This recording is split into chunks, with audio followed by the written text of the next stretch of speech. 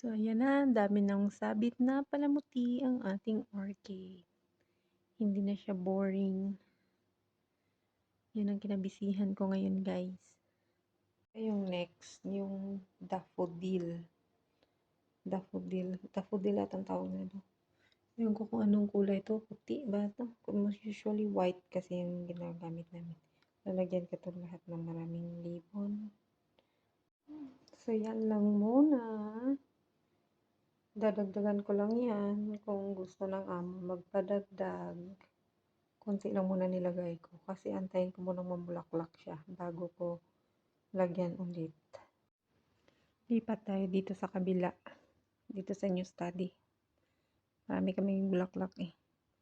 Marami kaikikanto yung amo ko.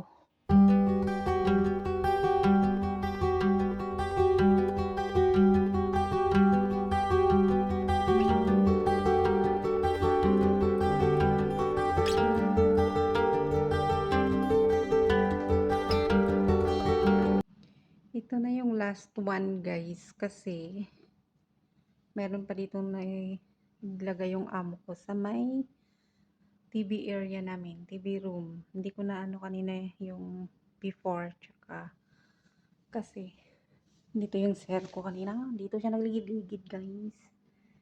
Yan, maganda na. May mga red na yung flowers namin. Yan lang. Yan ang kabisi-bisihan ko for today's video. Bye!